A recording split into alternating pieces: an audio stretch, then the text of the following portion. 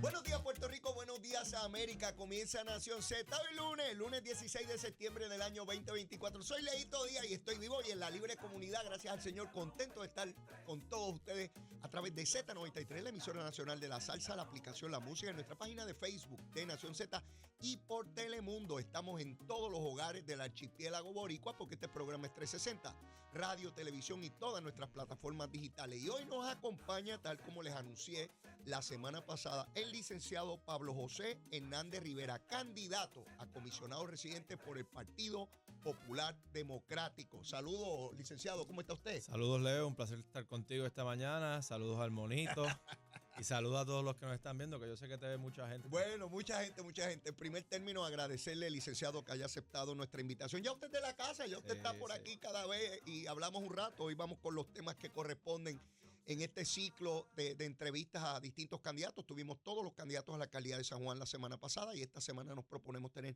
todos los candidatos y candidatas a la comisaría residente. Pero antes quiero darle un saludo y los buenos días a Grenda Rivera, que está desde Telemundo Telenoticias. Grenda, buen día. Muy buenos días para ti, Leo, para el candidato a la comisaría residente, Pablo José, a toda la audiencia de Nación Z y de Telemundo. Espero que hayan disfrutado el fin de semana, que se haya descansado, aunque sea un poquito. Y Leo, no quiero alterar tu plan de entrevista, de conversación con el candidato, pero ya que él se presenta como el único aspirante candidato a la comisaría residente con experiencia de vida y de trabajo en Washington, D.C., pues quizás a modo de introducción sugiero que expliquen qué consiste esa experiencia y cómo es que eso lo capacita para este puesto. Licenciado. Pues muy buenos días. No sabía que íbamos a estar contigo hoy, pero me alegra verte. Yo, cuando me graduó de Escuela de Derecho en el 2017, vengo a Puerto Rico a trabajar un año como oficial jurídico en el Tribunal Federal y luego voy a Washington a trabajar en el bufete Covington and Burling. Es uno de los mejores bufetes de Washington. Allí coincidí, por ejemplo, allí trabaja el exsecretario de Justicia Eric Holder. Han trabajado exsecretarios de Estado, si no me equivoco. Y luego di el brinco al sector privado en Meta, la compañía de tecnología, trabajando asuntos de gobierno, asuntos de política pública, asuntos congresionales. Allí yo trabajaba con gente que trabajó con el presidente Bush, trabajé con un ex viceprimer ministro del Reino Unido y trabajé mucho en lo que se relacionaba con las relaciones de ejecutivos de la compañía con gente de gobierno, de Congreso. Trabajé mucho en las vistas congresionales que se llevaron a cabo, que invitaron a la compañía. Y pues tuve la oportunidad de conocer bien, no solamente, yo como digo, no es hablar inglés, es hablar americano. Y ver cómo se desenvuelve. ¿Cuál es la diferencia, licenciado? ¿A qué usted hace referencia en ese punto? Es la cultura, es una cultura diferente, es una cultura más fría, más ejecutiva, más directa, que va más al grano, que no, o sea, nosotros a veces nos reunimos y pasamos una reunión de media hora, 15 minutos hablando de cómo están los hijos, cómo está la familia. Allá a los 2 minutos tú tienes que ir al punto, tú tienes que decir qué es lo que quieres, cómo es que esto te conviene, cómo es esto que le conviene a ellos.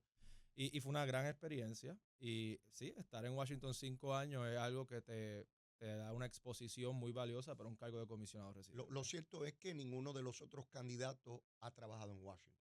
Que yo sepa, no han vivido en Washington tampoco. Y no han vivido. ¿Y usted entiende que eso potencia la capacidad de la persona que ocupe el cargo? Es algo valioso, vamos, tampoco es que sea suficiente ni necesario porque tenemos congresistas. Un ejemplo de una congresista que ha sido exitosa, te guste o no, es Alexandria Ocasio-Cortez. Ella, antes de ser congresista, que fue electa a los 27 años, era bartender. Sí. Los republicanos la critican por eso, pero eso no ha menoscabado su capacidad de trabajar para su distrito. De modo que sí, es algo valioso, es algo que yo creo que el pueblo quiere, una persona que tenga buenas relaciones allá, que haya vivido y trabajado allá, es algo que le añade valor a la candidatura. Una persona que no haya tenido esa experiencia que usted tiene y que llegue electo o electa a Washington, ¿tendría escollo o podría manejarse y ser exitoso o exitosa? Ciertamente no tendría el valor añadido que te da la experiencia de haber vivido y trabajado allá, pero sí, lo importante es que la gente compare las experiencias de los candidatos.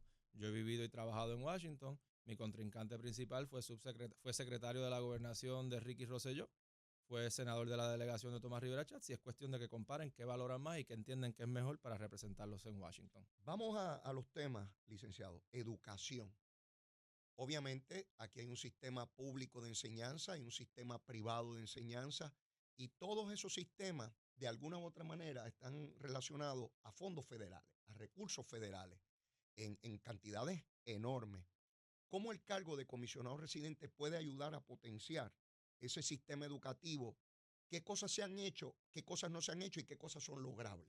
Yo creo que es bueno que marquemos esta discusión quizás en uno, describir el problema y dos, hablar de soluciones. Okay. Y el problema en educación, mire, no es necesariamente uno de escasez de recursos, es de cómo los recursos se están usando. Veo. Se están gastando alrededor de $25,000 por estudiante. Uh-huh. He oído que eso es más que la matrícula del colegio privado más caro. Uh-huh.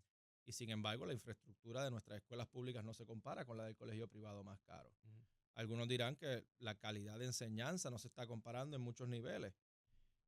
Nosotros, a nivel de educación, estamos viendo retos en educación especial, estamos viendo retos en el reclutamiento y la compensación de maestros, en el ofrecimiento que hay en las escuelas, en la infraestructura de las escuelas. Yo estuve en Culebra este fin de semana y me hablaron, aquí no hay ni una orientadora que pueda decirle a los niños qué oportunidades tiene. Yo he ido a escuelas públicas a hablarle a estudiantes y he visto las condiciones de los baños, las fuentes de agua que no funcionan. Hemos visto en las noticias reseñadas los salones sin aire, las escuelas cerradas, las escuelas abandonadas.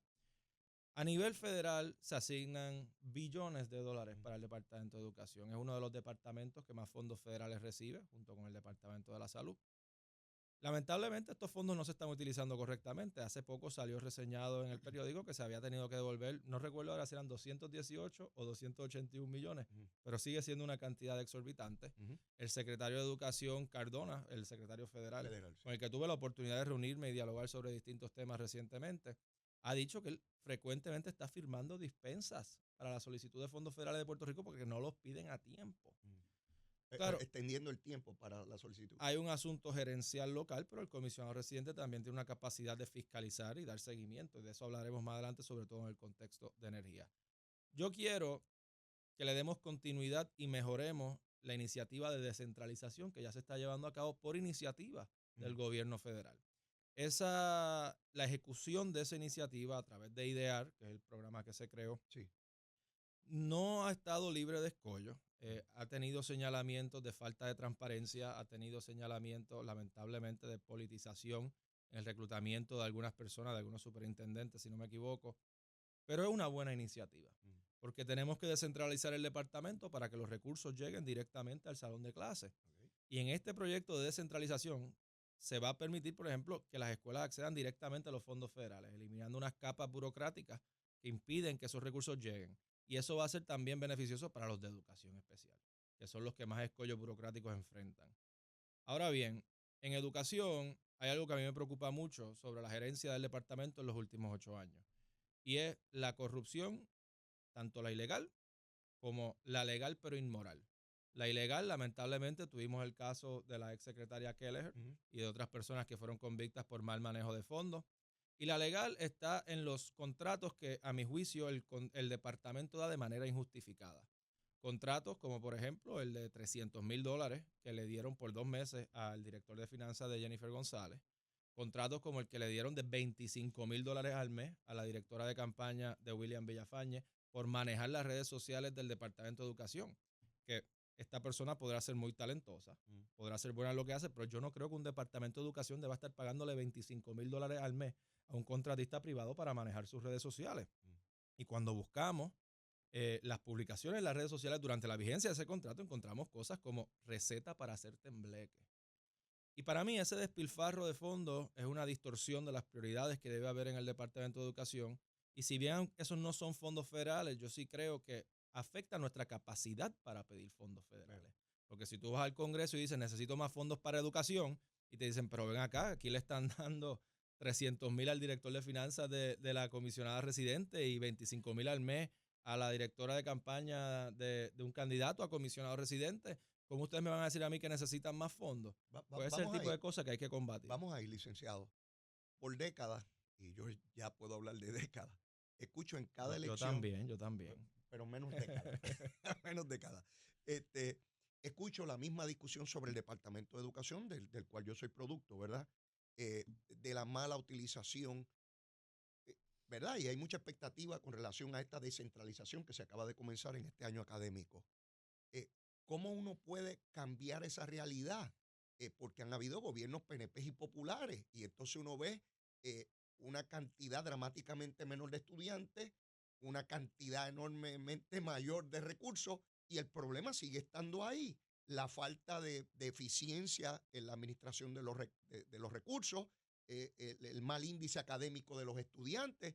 Entonces uno no sabe a quién responsabilizar ni cómo resolver esto, que no sea este elemento de la descentralización.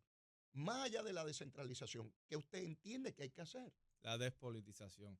Y en este programa hemos hablado de que una de las motivaciones que yo tuve para correr era mi insatisfacción con el rumbo que llevaba mi propio partido.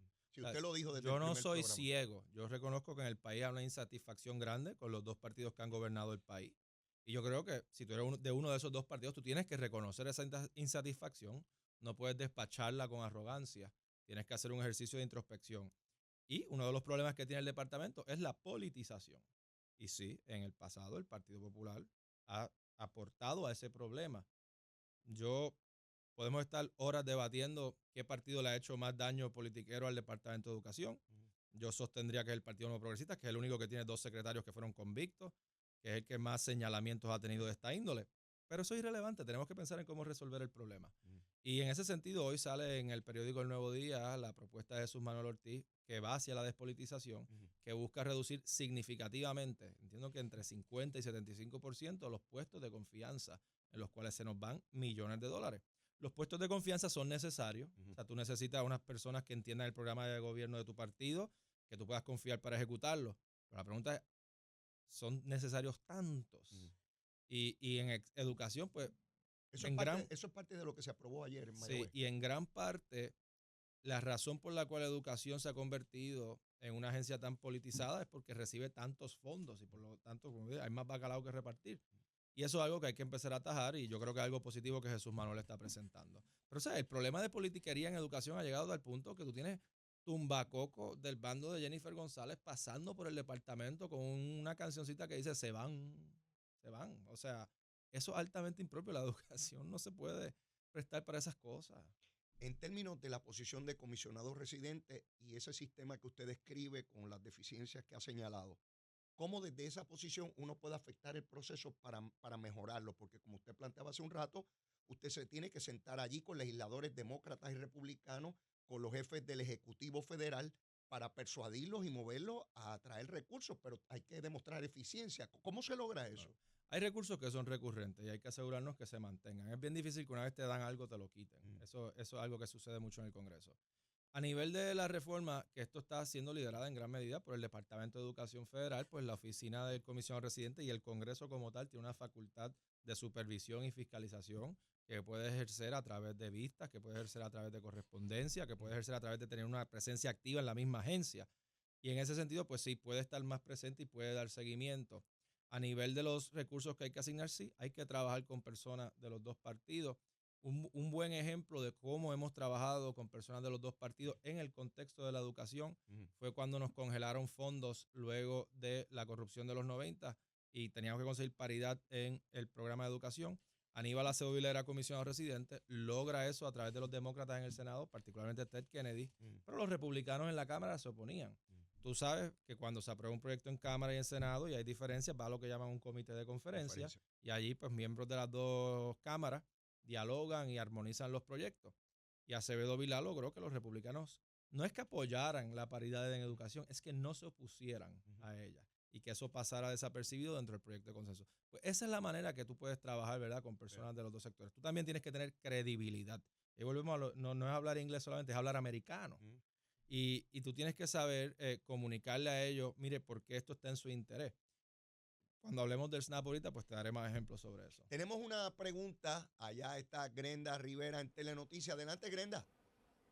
Muchas gracias. Con tu permiso, Leo, voy aquí a saltar un poco al tema de desarrollo económico para escuchar más sobre los planes y la agenda, la propuesta de Pablo José Hernández sobre su trabajo como comisionado residente, que ha señalado que se estaría concentrando en la aprobación de incentivos económicos para Puerto Rico. Si puedes resumir en qué consisten esos incentivos que él entiende, me parece que se trataría de respaldar legislación ya sometida en el Congreso.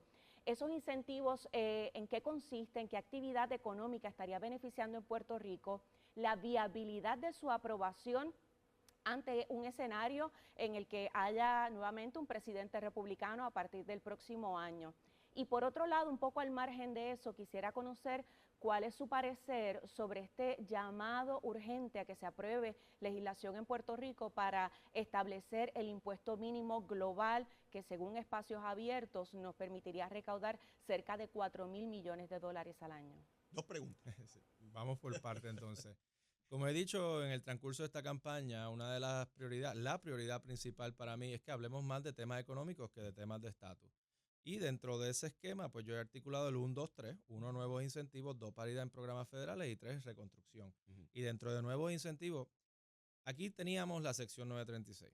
La sección 936 fue entregada por un comisionado residente estadista, perdón Leo, en los años 90, que ocasionó la gran recesión y la crisis de deuda de la cual estamos saliendo hoy.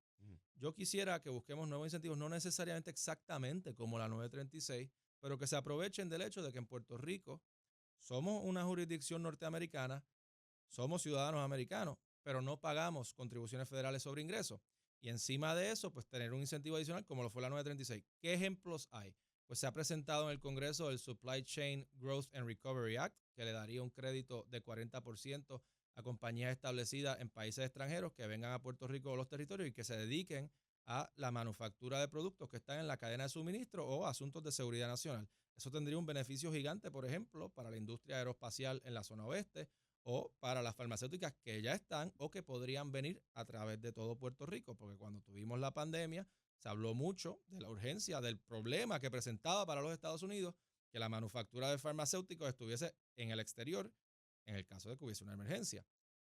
También está el Territorial Economic Recovery Act, que busca, y esto es un poquito más técnico, cambiar el trato que reciben las compañías establecidas en Puerto Rico, que se les trata como si fuesen tan foráneas como en Irlanda, pues para que no sean así y pues entonces sea un incentivo adicional de establecerse aquí.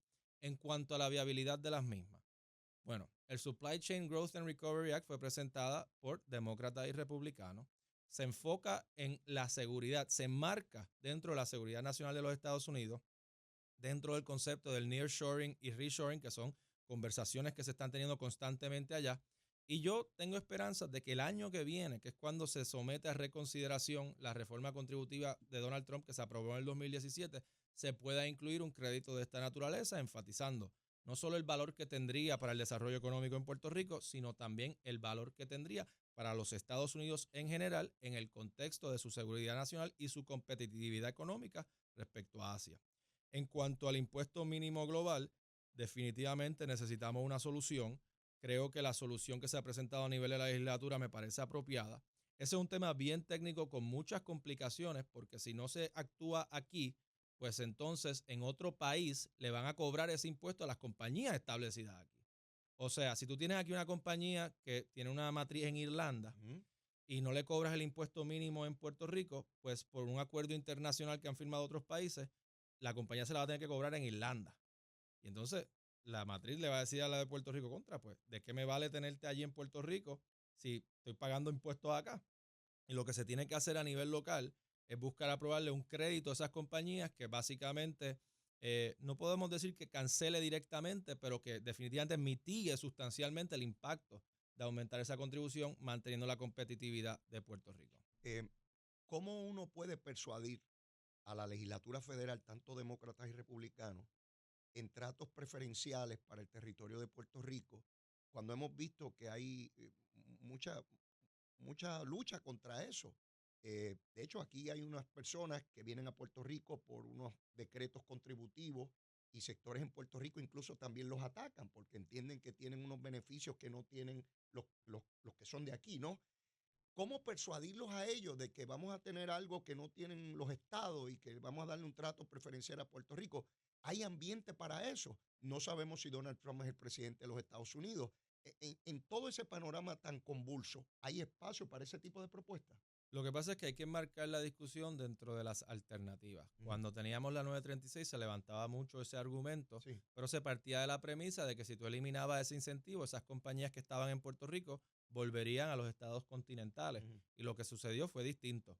Se fueron para Irlanda, se fueron para Singapur, se fueron del continente americano tienes que hacer ese mismo argumento cuando abogues por nuevos incentivos. ¿Cómo se haría? Decirles, esto no te quitaría fábricas a ti, estado de Ohio o estado de Minnesota. Sí, el que sea. Esto simplemente traería fábricas que quizás ahora mismo están en países que compiten con los Estados Unidos en Asia o en Europa, a Estados Unidos, a Puerto Rico, incentivaría la economía de Puerto Rico, Veo. reduciría, por ejemplo, la emigración de puertorriqueños. Al incentivar la economía puertorriqueña, reduciría quizás la carga de, como llaman allá, dependencia de puertorriqueños, porque pues habría menos necesidad para programas de asistencia social. Y hay que presentárselo exactamente. No es como que esto es bueno para mí, esto es bueno para nosotros. En otras palabras, hacerlos a ellos en el interés del cambio que Correcto. se propone, porque de otra manera no los mueve. Veo cuál es su punto, ¿verdad? Y habrán distintas opiniones, ya se discutirá en el debate público, pero lo que usted plantea es, no estamos atentando contra las industrias que tú tienes en los estados, sino las que están fuera, en otros países, traerlas a Puerto Rico y ya están dentro de los Estados Y Unidos. por eso es que el Supply Chain Growth and Recovery Act, a ver cómo lo traducimos a español, un proyecto para el crecimiento y la recuperación de la cadena de suministro, es para compañías que están afuera y se establezcan en Puerto Rico. No necesariamente es para compañías que estén quizás en los estados y vengan para Puerto Rico para que no compitamos con los estados. Del esfuerzo y el estudio que usted ha hecho de esto, ¿verdad? Porque lo está proponiendo. ¿Ya usted ve ejemplos concretos de esas industrias que podrían estar moviéndose acá? Bueno, se podría expandir mucho la industria aeroespacial que está en la zona oeste, porque gran parte de esta manufactura que se quiere incentivar, de esta industria que se quiere incentivar, es para la seguridad nacional. O sea, que para la, ¿verdad? Aviones, ese tema le abre los oídos a los republicanos cuando uno habla de seguridad nacional. Correcto, Así correcto. que no sé si es que ya usted está También, previniendo que Trump va a ganar. no, para nada, pero hablamos de eso más adelante. También está el asunto de las farmacéuticas, porque aquí ya hay mano de obra e infraestructura para eso, biotecnología, pues ya no es que simplemente estemos produciendo cápsulas de acetaminofén, por no decir una marca, sino que ahora hay unos medicamentos mucho más sofisticados que requieren una infraestructura mucho más compleja. Ya. No quiero que nos vayamos del asunto de educación antes de la pausa. ¿Usted abogaría por más recursos para el Departamento de Educación? Siempre que se presente la oportunidad de mayores recursos para el Departamento de Educación o para cualquier departamento, yo abogaré por más recursos para Puerto Rico. Y qué bueno que trae ese asunto, porque esto es una oportunidad para marcar un contraste respetuoso, por ejemplo, con la Alianza. Ajá. La Alianza, que tiene candidatos independentistas a la gobernación y la comisaría, ha dicho anteriormente que ve los fondos federales como aumentar la dependencia.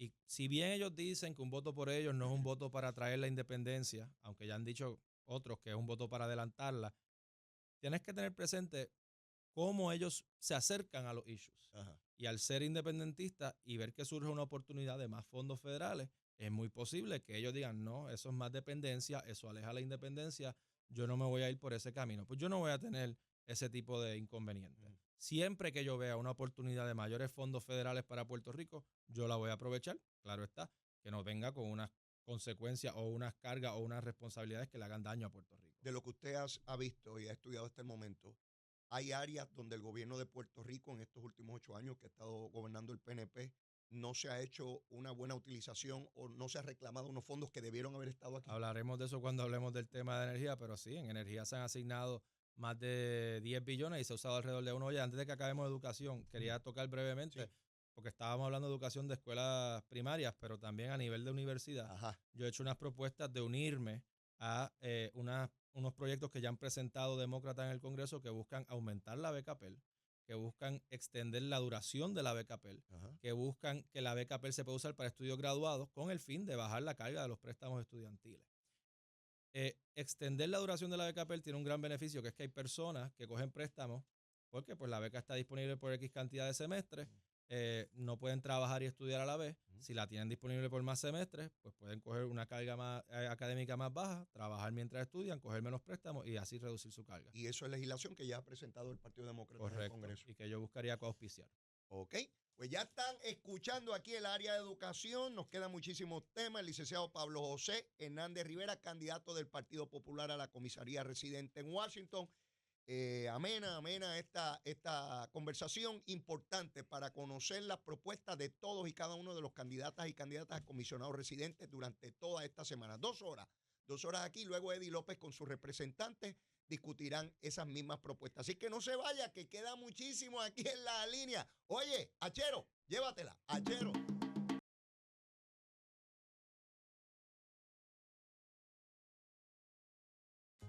Continuamos aquí en Nación Z. Mis amigos, soy Leo Díaz. Estamos a través de Z93, la emisora nacional de la salsa, la aplicación La Música, nuestra página de Facebook de Nación Z y por Telemundo. Estamos en todos los hogares del archipiélago boricua, radio, televisión y todas nuestras plataformas digitales. Y estamos aquí con el licenciado Pablo José Hernández Rivera, candidato del Partido Popular a la comisaría residente en Washington. Licenciado, vamos al tema de seguridad. Esto es un tema que todas las elecciones, pues por supuesto, de importancia, de atención, de mucha discusión, y aunque en este ciclo electoral, distinto a lo que ha habido en otros, el tema de la energía como que monopoliza todo, pero sin embargo, este tema es sumamente importante de seguridad. ¿Cómo desde la comisaría residente en Washington podemos atender un tema tan importante en cualquier sociedad, no solamente la nuestra? Bueno, a nivel federal se suelen asignar muchos recursos para el entrenamiento, para la capacitación, para la tecnología, para los equipos de la policía. Eso suele suceder con los presupuestos que se aprueban anualmente. Hay que asegurarse que Puerto Rico siempre esté incluido en ese tipo de iniciativa. Pero también nosotros tenemos que pensar cómo la cuestión de seguridad nosotros podemos enmarcarla dentro del interés de los Estados Unidos para que podamos recibir ayuda, que ellos entiendan que no solamente ayuda para nosotros, porque la seguridad suele ser un asunto que se maneja a nivel estatal principalmente, sino que esté en el interés de ellos. Y ahí nosotros somos uno de los puntos de entrada de drogas para los Estados Unidos más grandes, porque estamos bien pegados al Caribe, bien pegados a Sudamérica. Somos una isla, estamos rodeados de agua. Para combatir el narcotráfico, nosotros necesitamos darle seguro a Homeland Security, el mismo Departamento de la Defensa, el mismo Coast Guard. Y en ese sentido, pues yo voy a estar bien pendiente de las oportunidades que surjan ahí para robustecer esos operativos. También tenemos un problema grande aquí de tráfico de armas. Y ahí, al ser una jurisdicción de los Estados Unidos, mucho de este tráfico ocurre a través del mismo correo. Porque en Estados Unidos es bien fácil obtener un arma. Y en la medida que tú puedas traficar y viajar de Estados Unidos a Puerto Rico y mandar cosas de Estados Unidos a Puerto Rico es relativamente sencillo. En la medida que tú puedas traficar a Puerto Rico, estás creando un problema de acceso a las armas que luego están en las calles y que luego se usan para cometer crímenes. También tenemos el asunto de la reforma de la policía. Aquí yo veo un serio problema de ejecución. Tú recordarás, la reforma entra en vigor, si no me equivoco, para el 2011 o 2012. O sea, llevamos más de una década. Y todavía en reportajes que salieron en la prensa hace unos meses, ellos se refieren a eso por párrafos, 32 párrafos por implantar. Pues eso es algo que hay que acelerar porque nosotros deberíamos, yo soy autonomista, yo creo en el gobierno propio de Puerto Rico, aunque sea dentro de los Estados Unidos. Sí. Si la policía es nuestra, pues debería estar bajo nuestro control y no debería tener un monitor federal de manera permanente. Y ahí pues yo creo que volvemos al rol de supervisión y fiscalización que puede ejercer el comisionado residente. Se debe hacer mucho más de dar seguimiento y perseguir en el sentido de persistir para que se cumpla con esas obligaciones. Licenciado, el hecho de que llevamos, como usted plantea, tantos años bajo este sistema de reforma y no poder finiquitar ese asunto, ¿nos afecta en términos de Washington para recursos? Todo lo que en Puerto Rico y su gobierno se haga mal por los puertorriqueños, lacera la imagen y la credibilidad de los puertorriqueños en Washington, sobre todo a la hora de buscar recursos. Absolutamente, yo de eso no tengo la menor duda y por eso es que yo hago mucho énfasis en la necesidad de que el gobierno central cumpla con sus obligaciones. Porque si bien yo voy a estar en Washington en una función independiente de la del gobierno central, porque es una posición federal, el buen desempeño del gobierno central es importante para yo poder ejercer mis funciones correctamente. Veo que ya en dos temas usted ubica la seguridad nacional.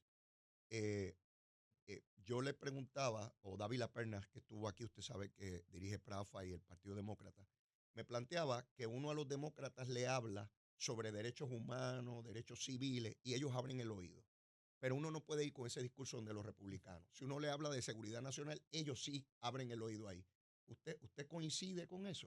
Yo creo que tanto los demócratas como los republicanos les interesa el tema de seguridad nacional. Sí creo que a los demócratas les interesa más que a los republicanos el tema de los derechos humanos, pero no creo que se deba ver como que derechos humanos o seguridad nacional. Ambas son importantes.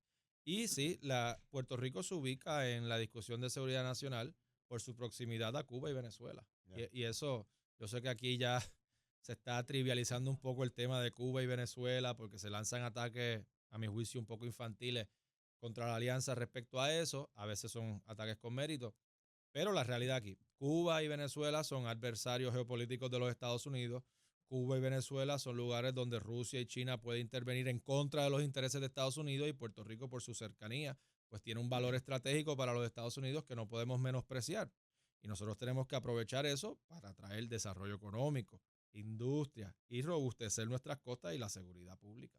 ¿Hay recursos que estarían disponibles o han estado disponibles para Puerto Rico en el área de seguridad que no se hayan utilizado? Que usted sepa, dinero tenga, federal o dinero que haya llegado aquí y no se haya utilizado como usted entiende debió haberse utilizado.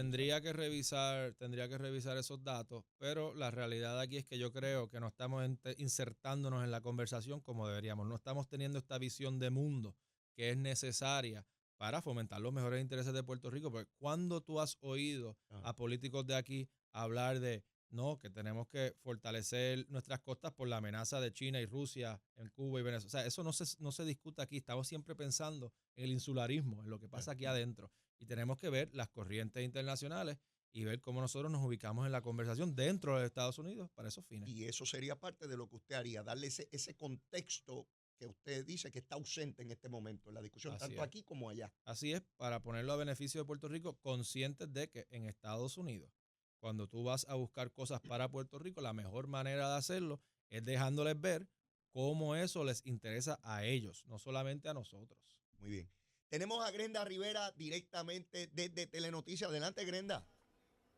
Muchísimas gracias, Leo. Voy a aprovechar que cuando comenzaste a introducir el tema de seguridad, hiciste una breve referencia al servicio de energía eléctrica y yo creo que todos queremos escuchar la explicación del candidato Hernández Rivera, quien ha dicho que como comisionado residente se concentraría en acelerar el desembolso de los fondos federales ya asignados para la recuperación energética, pero es importante entender, ¿verdad?, en qué consiste su plan, cómo haría esto ante el escenario actual que tenemos interrupciones en el servicio frecuentemente, en ocasiones responsabilidad de Luma, en ocasiones es por un déficit en generación. ¿Y cómo ejecutaría este plan? ¿Qué haría? Ya que 3 de los 4 candidatos a la gobernación han dicho de manera categórica que van a cancelar los contratos de Luma y Genera. Muy bien. Ahí estamos. En cuanto a la función del comisionado residente en el contexto de la reconstrucción de la red eléctrica, la función principal es la de fiscalización. Fiscalización de los más de 10 billones de dólares que se han asignado desde el 2017, de los cuales se han desembolsado alrededor de 1. El comisionado residente tiene el poder en el Comité de Energía y Recursos Naturales de convocar una vista, en conjunto obviamente con los presidentes de la comisión, para que se siente allí Luma, Genera, la autoridad de las APP, FEMA, el Departamento de Energía, y dar seguimiento al asunto del desembolso de estos fondos. Ahorita me preguntaban sobre mi experiencia en Washington y qué yo había aprendido que fuese relevante para el puesto. Pues algo que yo aprendí es que cuando te invitan a una vista en el Congreso, las cosas se mueven. Todas las compañías que invitaban hacían anuncios justo antes de la vista, atendiendo algo que se iba a discutir en la vista, tratando de, como dice en inglés, prevenir una línea de ataque. Luego de eso, se someten preguntas para el récord. Esto es bajo juramento, so pena de perjurio y desacato, que mueven la cosa internamente. Yo quisiera que Luma, Genera, todas estas entidades vayan allí y nos expliquen por qué esos fondos, porque en muchos casos ni se han solicitado, o se han solicitado y no se han desembolsado, no se están poniendo en práctica. Todo esto tendría que operar en conjunto con una acción a nivel del gobierno de Puerto Rico, que como bien señala, ya el gobernador, los candidatos a la gobernación en su mayoría se han comprometido con eliminar el contrato de Luma. En el caso de Jesús Manuel Ortiz, que es el candidato que yo favorezco, y del Partido Popular, es cancelar el contrato de Luma, buscar un operador de manera temporera y luego buscar un operador de manera permanente. Porque la realidad aquí, y yo era alguien que me opuso al contrato de Luma desde el principio, que cuando entró el vigor en el contrato de Luma le di espacio, ¿verdad? Porque uno a veces, uno quiere equivocarse, ¿verdad? Cuando uno está en contra de algo y se hace de todas maneras, uno quiere que le vaya bien, pero ya ese tiempo se agotó. Yo creo que ya la ineficiencia, la incompetencia, la falta de transparencia se ha acumulado y se está creando por sí solo el expediente a favor de su cancelación, y me complace que mi partido esté comprometido con eso.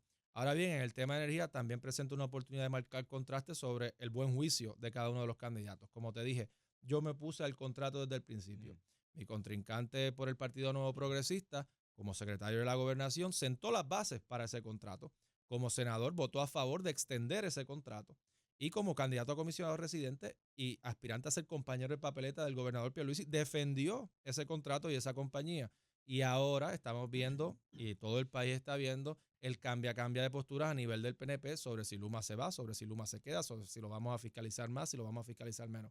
Y aquí, pues, en ese sentido hay que elogiar la postura del Partido Popular, pero también de otros candidatos de que ya tienen una ruta trazada y que esa ruta es sin Luma. Después de la pausa, quisiera que me describiera cómo mecánicamente trabaja este asunto en el Congreso cuando se celebran vistas públicas, que usted señala que se comienzan a mover las cosas, para que nuestros amigos televidentes puedan entender qué ocurre allá en el escenario congresional, muy distinto al de aquí. ¿Por qué las cosas caminan? ¿Por qué no se ha sentado Luma, Genera y toda esa gente en una vista congresional a dar las explicaciones que usted señala?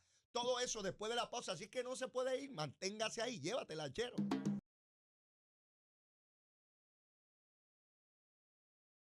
Continuamos aquí en Nación Z, mis amigos, soy Leo Díaz, estamos a través de Z93, la emisora nacional de la salsa, la aplicación La Música y nuestra página de Facebook de Nación Z y por Telemundo. Estamos en todos los hogares del archipiélago boricua, 360, radio, televisión y ya usted sabe, en todos los hogares. Mire, estamos aquí con el licenciado Pablo José Hernández Rivera, candidato del Partido Popular a la comisaría residente en Washington. Antes de la pausa, planteé la siguiente pregunta. ¿Cómo mecánicamente se produce esa vista y cómo se logra que las cosas se adelanten con esas compañías que llegan allí? ¿Por qué rayos Genera y Luma y toda esa gente no se ha tenido que sentar allí, dar explicaciones y el gobierno de Puerto Rico explicar dónde está cada centavo y por qué se hizo y qué no se ha hecho? Mira, en mi experiencia en el sector privado, que tuve que trabajar en la preparación de ejecutivos para varias vistas en el Congreso, y obviamente no puedo profundizar sobre la compañía en particular, pero te voy a hablar en términos muy generales. Sí. Te invitan a una vista sobre un tema. Ajá. Vamos a suponer que el tema es la energía. Sí. Y las compañías suelen hacer, no veo, auditoría quizás es una palabra muy técnica y más abarcadora lo que hacen, pero una autoevaluación de qué me van a preguntar sobre estos temas. Claro. Estas vistas muchas veces son teatro, ¿verdad? Los congresistas quieren, los congresistas quieren esos 30 segundos de soundbite para salir en las noticias en su distrito, para subirlo a sus redes sociales. Está nada distinto a cualquier Por eso político. Es que tú ves que a veces son bien agresivos. Ajá. Pero también se obtiene información valiosa en anticipación a la vista. Okay. Y se le hace unas preguntas y muchas veces las compañías, para evitar situaciones incómodas, toman medidas para que en esas vistas puedan decir, no, ya nosotros atendimos esto así o asado. Okay. Y si tú llevases allí a Luma o a Genera y los pones en el spot, haciéndole preguntas de por qué ellos no han pedido esos fondos federales, por qué no han usado esos fondos federales, o a FEMA o a la autoridad de las APP o a la oficina del gobernador, tú vas a ver que las cosas se empiezan a mover, porque eso es fiscalización, eso es rendición de cuentas. Esto también ocurre bajo juramentos o pena de perjurio y desacato. O sea que tienen que decir la verdad. Y luego tú sometes lo que llaman questions for the record, son preguntas de seguimiento para el récord congresional, donde hacen preguntas mucho más sustantivas y técnicas. Y entonces ahí tú obtienes la información necesaria y puedes rendir quizás un informe más adelante sobre los pasos a seguir o presentar legislación para corregir esas deficiencias. Veo. Y usted se propone de salir comisionado residente de inmediato, procurar que se den esas vistas. Más fiscalización, más supervisión, porque, oye, la oficina del comisionado residente no es la rama ejecutiva. Claro. O sea, tampoco es que la oficina del comisionado residente puede ir y decirle a FEMA, esto y FEMA está obligado a cumplir. Lo que puede hacer es pedir información, ejercer presión. Ya. El área de salud. Esta es otra área donde Puerto Rico recibe una inmensa cantidad de recursos económicos. ¿Cómo usted ve el sistema de salud? ¿Qué cosas hay que hacer? ¿Qué cosas se pueden hacer desde la oficina del comisionado residente? La agenda de salud para un candidato a comisionado residente es importantísima, pero a la misma es bastante sencilla. No creo que la sencillez, ¿verdad?, se confunda con falta de importancia. Nosotros necesitamos trato justo en Medicare, sobre todo en Medicare Advantage, donde lo que se nos paga es menos que lo que se le paga a las Islas Vírgenes o a los estados. Si nos equipararan por lo menos al nivel de Islas Vírgenes, tendríamos más recursos para Medicare Advantage, que redundaría en más beneficios para las personas que se inscriben en ese programa, que en Puerto Rico es la mayoría de la gente que está en Medicare. ¿Y a qué usted le atribuye esa disparidad si nos compara con Islas Vírgenes? ¿Cómo es posible? Eso es algo que se toma, una decisión que se toma a nivel administrativo por una agencia que se llama, una oficina que se llama CMS, O sea, dentro del Departamento de unos Salud. burócratas. Unos burócratas que usan unas fórmulas que se entiende que para Puerto Rico no son apropiadas, tanto por la cantidad de gente que aquí se mete en Medicare Advantage, que es distinta a los estados, y eso es por cuestiones de parte A y parte B y unos tecnicismos. Ajá.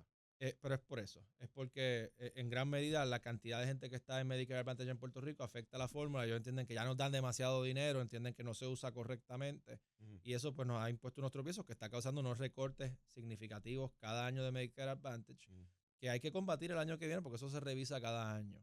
Ya yo me he reunido con grupos de interés de aquí que trabajan, que cabildean en contra de esos recortes para ver cuál va a ser la estrategia para el año que viene, y estamos en proceso de eso. La segunda parte es la paridad de Medicaid. Puerto Rico no recibe algunas cosas como el long-term care. Puerto Rico no recibe el mismo nivel de reembolso que recibiría si fuera un estado. ¿Por qué? Yo sé por dónde tú vas. No, yo pregunto. Porque si no Porque es igual, Puerto ¿por qué no es Rico, igual? porque Puerto Rico, al tener una cantidad de personas elegibles en ese programa tan alta, pues han entendido que sería demasiado costoso. Pero yo creo que eso es una injusticia. Y Yo también creo que es una Y injusticia. yo podré no estar a favor de la estadidad porque la estadidad en su totalidad trae consigo la imposición de contribuciones federales. Hablamos de eso cuando hablemos de estatus. Pero el hecho de que yo no esté a favor de la estadidad no significa que yo no crea que a los puertorriqueños se les debe tratar con justicia como ciudadanos americanos. Licenciado, si usted lograra esa paridad, ¿sería susceptible en tiempo futuro que volviese a haber disparidad o no? Eso sería así bajo cualquier estatus, realmente, porque los programas de bienestar social pueden ser revisados por el Congreso y solamente necesitan una base racional para ello. Pero retomando la importancia de la paridad, hay que entender, ¿verdad? Y hemos logrado un gran avance y esto se extendió un nivel de reembolso muy alto hasta el 2027, o sea que hay que revisarlo y hay que aprobarlo lo antes posible, ya sea logrando que sea de manera permanente o que se extienda por más tiempo. Pero el tema de la paridad aumentaría no solamente los beneficios de la gente, ¿verdad? Pero también los pagos a los proveedores, los pagos a los hospitales. Sí. Y eso ayudaría a atender el problema que tenemos de falta de médicos en la isla, de hospitales que están cerrando en la isla. Que vamos, no es totalmente por esa razón. Hay unos cambios que se están dando en la industria que están causando eso. Pero tendría un efecto positivo multiplicador. Y algo que yo hablo siempre que hablamos de estos temas de paridad, porque a menudo la gente dice, ay, más dependencia, más mantengo. Mire, no. Vea esto como más desarrollo económico, porque es bueno para desarrollar nuestra economía que los hospitales funcionen, estén abiertos y estén en buenas condiciones. Es bueno para desarrollar nuestra economía que los médicos se puedan quedar en Puerto Rico, puedan volver a Puerto Rico, puedan ser recompensados adecuadamente por los servicios que proveen en Puerto Rico. Licenciado, la posición de comisionado residente tiene voz, pero no voto en la Cámara de Representantes Federal. ¿Cómo usted entiende? Porque cada comisionado tiene su pH natural, su manera distinta de lograr cosas. ¿Cómo usted se ubica allí? ¿Cómo usted lograr que las cosas que usted quiere para Puerto Rico finalmente se concreten, ¿no? Usted es demócrata. ¿Cómo usted entiende, usted se manejaría allí? Ya la mecánica suya como legislador federal. Yo me he reunido con congresistas y les he preguntado qué es lo que hace que un comisionado residente sea efectivo. Ajá. Una de esas congresistas me lo resumió en una sola palabra. Credibilidad. Me lo dijo en inglés, credibility. Y no lo hago en ánimo de ofender ni de politiquear, pero me usó de ejemplo a la comisionada actual. Me dijo, no tiene credibilidad. No tiene credibilidad en su partido porque, vamos, en el asunto de estatus, por ejemplo, en el Comité de Recursos Naturales al cual ella pertenece, que es el comité más importante para Puerto Rico, se echó a los republicanos en contra porque hizo causa común con Nidia Velázquez y Alexandria Ocasio-Cortez para aprobar un proyecto de estatus en contra de la voluntad de esos republicanos. Y eso a ellos les supo muy mal. Y a nivel de los demócratas, al parecer, no tiene mucha credibilidad. En gran medida parece que su apoyo a Trump ha caído muy pesado porque tú le estás pidiendo a congresistas demócratas ayuda para Puerto Rico. Ellos son los que más ayudas dan a Puerto Rico. Y a la misma vez está yéndote a hacerle campañas en contra en sus distritos o a su candidato a presidente. Eso cayó muy pesado. Puedo entender su explicación, ¿verdad? No es que concurra, pero que de lo que usted describe de Jennifer González. Pero usted, ¿cómo usted lo haría? Yo estoy seguro que tú concurres, pero está bien. No concurro, pero dígame. Bueno, por eso, pues tú tienes que llegar allí y establecer tu credibilidad, ser siempre honesto y transparente. Tú también tienes, y esta es la segunda parte que iba, a mí me gusta mucho el ejemplo de la delegada de Islas Vírgenes. Ajá, ¿qué hace ella? La delegada de Islas Vírgenes se ha hecho útil para su delegación. Ella ha aportado, ella es una persona muy capacitada, fue abogada en uno de los mejores bufetes, creo que en Nueva York, y ella terminó siendo la impeachment manager en el proceso de residenciamiento contra Donald Trump, jugando un papel protagónico. Y yo hablé de esto con Hakeem Jeffries, que sería el próximo presidente de la Cámara cuando ganen los demócratas. Ajá. Y él me dijo que él ha visto cómo ella, hacerse útil para la delegación, la ha hecho efectiva abogando, él usó la palabra distrito, ¿verdad? Pero por su territorio, la Isla Vírgenes. O sea que ahí vamos en dos partes, ya te doy dos ejemplos. Uno, tienes que establecer tu credibilidad, tienes que ser honesto con tus compañeros, tienes que ser un jugador en equipo. Y dos, tienes que aportar, no puedes ir con una ahorita hablamos del insularismo, no puedes ir con una mentalidad insularista a pensar que yo solamente vengo aquí a pedir cosas para Puerto Rico. Tú tienes que pensar, yo como puertorriqueño, ¿qué le ofrezco a ustedes para hacer su trabajo más fácil? Y ahí, por ejemplo, algo que ya yo he discutido con congresistas que están en el Comité de Energy and Commerce, por mi trasfondo en una compañía de tecnología, en asuntos gubernamentales y de política pública, yo sé mucho de los retos de política pública que hay en esa industria. O sea, los retos de seguridad para los niños, de ciberseguridad, etcétera. Y al yo tener conversaciones con ellos sobre estos temas, con mi expertise en esos temas, me hago valioso para ellos, me escuchan y luego cuando yo necesite cosas para Puerto Rico, voy a contar con el respeto y el respaldo de ellos y eso me facilitará. Cosas en el área de salud que no hayamos explorado, que usted entiende que debemos movernos en esa dirección o mayor eficiencia en lo que estamos haciendo. Pues yo creo que tenemos que también pensar en la salud en algo en términos más holísticos. O sea, no solamente lo de Medicare y Medicaid, sino hay muchas cosas que no están directamente relacionadas con la salud que impactan la salud. Ajá. Por ejemplo, los fondos CDBG que se asignan para la construcción de vivienda o renovación urbana, debemos ver cómo canalizamos eso para robustecer los cascos urbanos de modo que nuestros adultos mayores y población envejeciente se puedan, porque yo he visto esto mucho en las caminadas y en las caravanas, hay mucho adulto mayor viviendo solo en casas aisladas que no tienen movilidad. Y eso crea soledad, eso crea falta de actividad física, todo lo cual redunda en efectos negativos para la salud.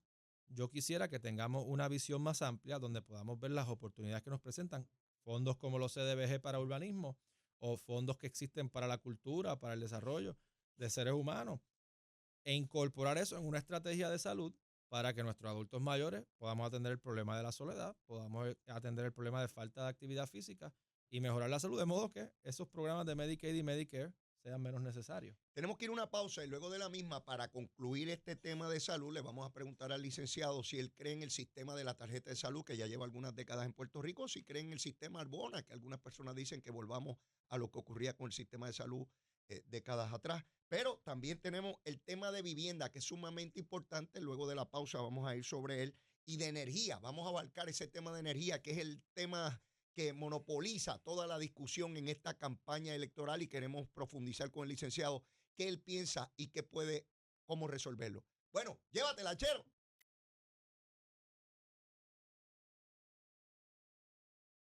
Comenzamos nuestra segunda hora aquí en Nación Z. Mis amigos, soy Leo Díaz. Estamos a través de Z93, la emisora nacional de la salsa, la aplicación La Música, en nuestra página de Facebook de Nación Z y por Telemundo. En cada hogar del archipiélago boricua, radio, televisión y todas nuestras plataformas digitales. Aquí conversando con el licenciado Pablo José Hernández Rivera, candidato del Partido Popular a la comisaría residente en Washington. Dejé una pregunta en el aire, pero antes vamos con Grenda Rivera, que tiene preguntas allá en Telenoticias. Grenda, adelante. Muchas gracias, Leo. He estado escuchando toda la conversación, es muy interesante. Sé que tienes pendiente preguntas sobre nuestro sistema de salud y estoy segura que toda la audiencia quiere escuchar la respuesta. Pero como posiblemente esta sea mi última intervención, porque me preparo entonces para Hoy Día Puerto Rico, quiero también sobre el tema de salud plantear dos preguntas al candidato Hernández Rivera sobre el tema de Medicare, la paridad de Medicare Advantage. Aquí durante años ha habido gobernadores, ha habido sobre todo unas coaliciones del sector de la salud empresarial que han cabildeado en Washington para lograr esa paridad. O sea, en este punto quisiera saber si ya él conoce el escollo principal para entonces poder superarlo. El otro asunto sobre el que le quiero preguntar es Sí, también procurará que a nivel del Congreso se apruebe legislación para extender nuevamente el seguro social suplementario a Puerto Rico, porque en este renglón aparenta haber una discriminación muy clara, ya que si una persona, por ejemplo, se muda al Distrito de Columbia, a las Islas Marianas del Norte, puede seguir recibiendo ese beneficio, ese seguro social suplementario, en cambio en el territorio de Puerto Rico no. Ahí está, dos preguntas. En cuanto al cabildeo que se ha hecho por la paridad en programas de Medicare y Medicaid, se han logrado grandes avances. Por ejemplo, en Medicaid se aumentó el nivel de reembolso sustancialmente por 5 años del 2022 al 2027. Ahora bien, el escollo principal, a mi juicio, para conseguir esa paridad de manera permanente es político y presupuestario. Político y presupuestario en el sentido de que los republicanos, porque los demócratas suelen simpatizar con este tipo de medidas, los republicanos no quisieran extenderle esto a Puerto Rico porque representaría un gasto adicional en el presupuesto de los Estados Unidos, mientras que Puerto Rico pues necesita ese dinero. En cuanto a el seguro social suplementario, sí, yo favorezco totalmente la implantación de ese programa en Puerto Rico. Ese es un programa que beneficiaría a las personas que no pueden trabajar por razones de diversidad funcional. Es un programa que beneficiaría a las personas, a los adultos mayores que están por debajo de cierto nivel de pobreza, y es un programa que añadiría muchos fondos, que aliviaría grandemente la pobreza en Puerto Rico. Y como mencionaba anteriormente, no debemos ver esto como algunos lo ven, como algo de mantengo, lo tenemos que ver como mayor desarrollo económico, porque un país donde las personas con diversidad funcional reciben fondos para su sustento es un país donde quizás los padres o los hermanos o los hijos de esa persona pueden ser más productivos porque tienen los recursos para proveerle a esa persona la asistencia que necesita. Un país donde los adultos mayores reciben los ingresos que necesitan para salir de la pobreza, un país con mayor capacidad adquisitiva que puede usar ese dinero en pro de nuestro desarrollo económico. Así que yo favorezco la extensión de ese programa totalmente. Me consta que los demócratas en el Congreso la favorecen también. Me consta que los presidentes, Kamala Harris en este caso, lo favorecería también.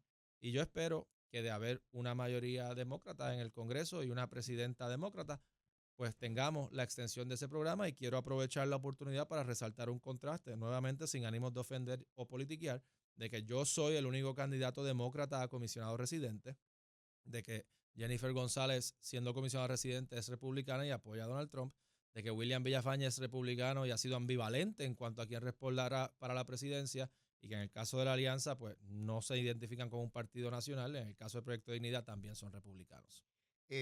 La tarjeta de salud ya lleva décadas. Hay personas planteando que debemos volver al sistema que teníamos previo a la tarjeta de salud. ¿Cuál es su parecer? No veo eso viable en este momento cuando ya tú tienes un sistema como el de la tarjeta de salud, que ahora le llamamos Plan Vital, Mm. en lugar por casi 30 años, con tantos fondos comprometidos en cuanto al programa de Medicaid y Medicare, etcétera.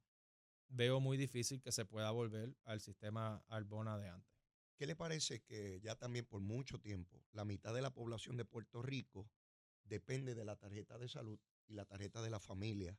En varias instancias usted me señala de que no debemos ver esto como mantengo, lo ve como desarrollo económico, como atención a nuestros ciudadanos, pero no deja de ser una realidad que la mitad de nuestra población, 1,5 millones de seres humanos en este archipiélago, dependen de esos dos mecanismos, que es una subvención del Estado, la única jurisdicción bajo la bandera americana con estas consideraciones.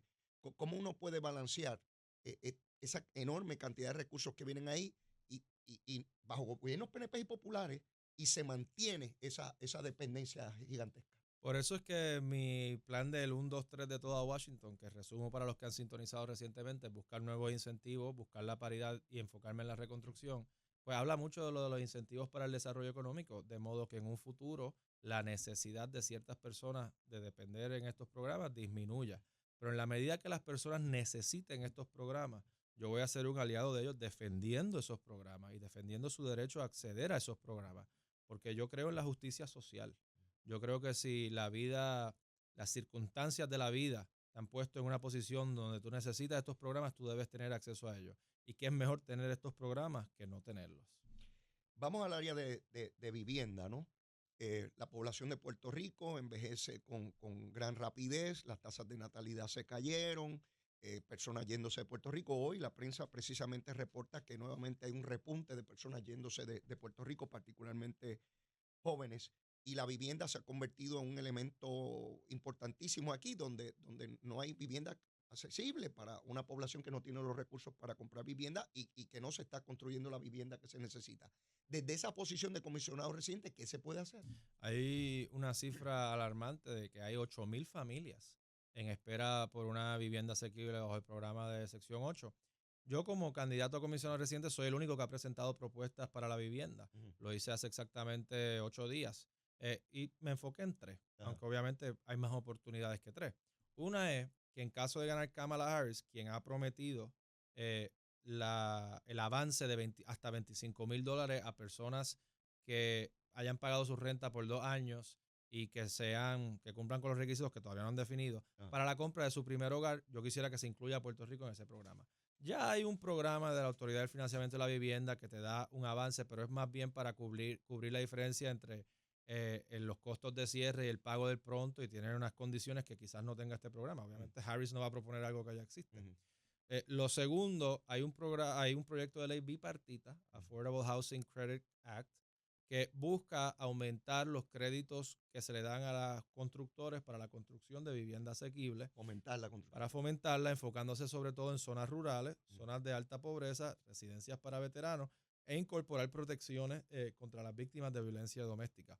Ese proyecto, apoyado por demócratas y republicanos, no ha salido de comité. Me ¿En gustaría... Cámara o en Senado? Están los dos. Ok. Están los dos. No ha sido coauspiciado por la comisionada residente de Puerto Rico. Yo creo que es un buen proyecto que yo buscaría, si no se aprobase en esta sesión, coauspiciar en la próxima. Y número 3, yo soy antipolitiquería y yo odio esta costumbre de que si algo lo hizo la persona que vino antes, pues tú no lo puedes apoyar o tienes que deshacerlo. Yo creo que la comisionada presentó un buen proyecto de ley en colaboración con la industria de la construcción Ujú. para elevar los límites de ingresos para ser elegible para una Elegible. vivienda asequible, porque sucede muchas veces que una persona no quiere trabajar porque se excede del límite de ingresos y arriesga su casa. Ujú. No deberíamos tener ese problema, deberíamos disyuntiva. lograr que la gente pueda trabajar y retener su vivienda ¿En qué asequible. etapa está esa medida? Ella lo presentó y no creo que le dio ningún seguimiento, no tiene ningún coauspicio. Yo buscaría maneras de impulsarlo, empezando por O sea, mayores que usted coauspicios. retomaría esa medida de ser electo. Correcto, y si hay que empezar. hacerle cambios, pues se le harán los cambios correspondientes, pero creo que es una buena iniciativa. Tenemos también los fondos CDBG, son fondos recurrentes, son fondos que se deben usar, sobre todo, a mi juicio, en la medida que sea posible y que las regulaciones federales lo permitan, para restaurar vivienda. Porque como dice el artículo del periódico hoy, sí hay un problema de acceso a la vivienda en San Juan, por ejemplo, pero se estima que hay 75,000 propiedades vacías, pero están abandonadas o están casi en condición de estorbo público o están en pleito de herencia. Tenemos que buscar la forma de restaurar. Pasa que me consta, porque me lo han dicho personas de la industria, que restaurar muchas veces es más caro que construirla. En términos de esa vivienda en Puerto Rico, ¿usted cree, y sé que es para comisionado residente que usted corre, pero ¿usted cree que se ha hecho suficiente? ¿Hay cosas que se debieron haber hecho en términos de los recursos que han estado disponibles? Sí, o sea, claramente los fondos CDBG son una gran cantidad de los fondos que se asignaron Ahora el para la Departamento de la reconstrucción. Vivienda, en mis tiempos, cuando yo era chamaco, el Departamento de la Vivienda trabajaba con vivienda, ahora trabaja con todo. Sí. Ahora da dinero para cuanta cosa hay, ¿no? Digo, obviamente porque la regulación federal así se lo permite.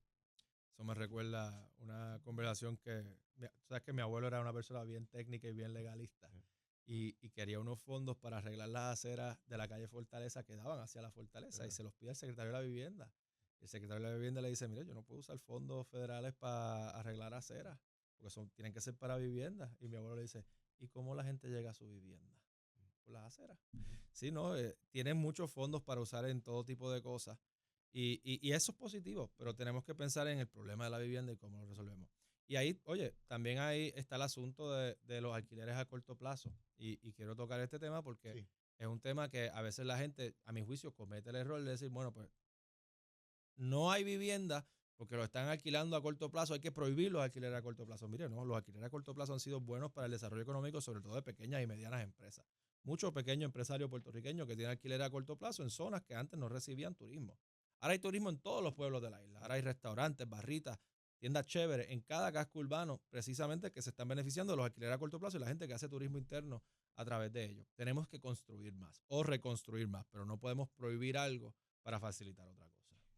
Me recuerda hace varios fines de semana, mi esposa y yo decidimos el viernes por la tarde irnos a un pueblo, a Jayuya, y allí alquilamos un lugar que lo alquila el señor en un segundo piso, en un desván allí, en madera, chulísimo, y la pasamos espectacular. Sí. Jamás nos hubiésemos imaginado estar en el campo de Jayuya por allá, precisamente por un alquiler de Nosotros nos corto hemos plazo. quedado en San Sebastián, nos hemos quedado en Vega Baja, Rincón es una ciudad un pueblo que siempre ha sido bastante Sí, turístico. sí. Pero sí, o sea, tú vas a pueblos que tradicionalmente no recibían turismo gracias a estas oportunidades que surgen. En la parte de abajo donde nos quedamos, a una máquina para el café, para el molinillo y toda la cosa, y nosotros quedándonos allí. Y una experiencia espectacular. Ahora, lo único que no me gusta son los fees que te esconden. Bueno, si esconden cosas ya Estás es otra cogiendo cosa. esas reservaciones y cuando le vas a dar checkout, de momento dice cleaning fee, estos fees, y te sube el precio, pero... Bueno, con eso es que brega. Reconstrucción, licenciado, reconstrucción. Estamos en medio de eso. Para mi sorpresa, en el estado de New Orleans, donde está estudiando mi hija Derecho, o una de mis hijas, me dice que todavía de Katrina hay áreas en reconstrucción y a mí me pareció inaudito. Entonces veo lo que está sucediendo aquí.